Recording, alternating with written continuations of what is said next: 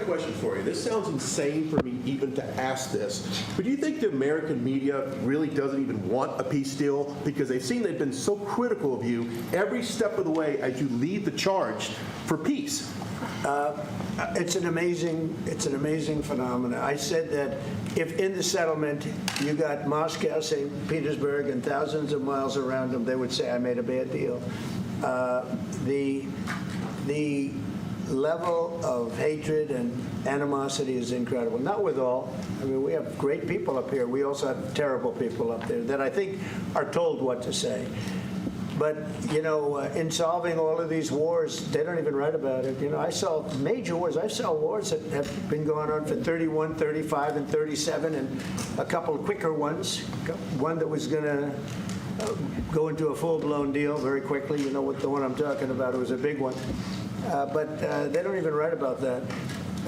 No matter what I do, no matter what, and you know, this is not anything to do with you. It's probably to your advantage in a certain way. But no matter what I do, no matter what deal I make, from my standpoint, you'll come out good.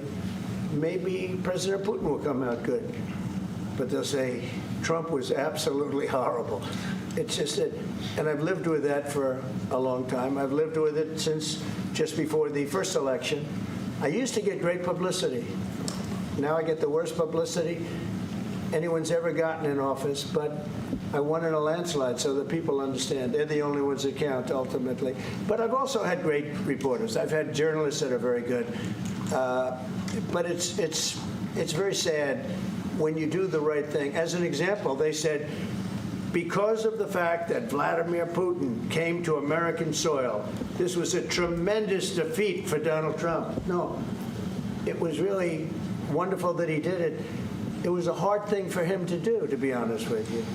It was the opposite of what they said, but they said it. Now, if he didn't come, they'd say that was also bad for Trump. You know, there's no way. And there's just a great dishonesty of the press, and I think that's why it's lost its credibility. You know, its credibility is at an all-time low. We have a thing going on right now in D.C. We went from the most unsafe place anywhere to a place that now friends are calling me up, Democrats are calling me up, and they're saying, sir, I want to thank you. My wife and I went out to dinner last night for the first time in 4 years, and Washington, D.C. is safe, and you did that in 4 days. I'll tell you, it's safe. I had another friend of mine. He has a son who's a great golfer. He's on tour, and he came in fourth yesterday in the big tournament where Scotty Scheffler made the great shot. And he said his son is going to dinner in Washington, D.C. tonight. I said, would you have allowed that to happen a year ago? He said, no way, no way. He said, what you've done is incredible. And I think the people realize it. But the press says, he's a dictator. He's trying to take over.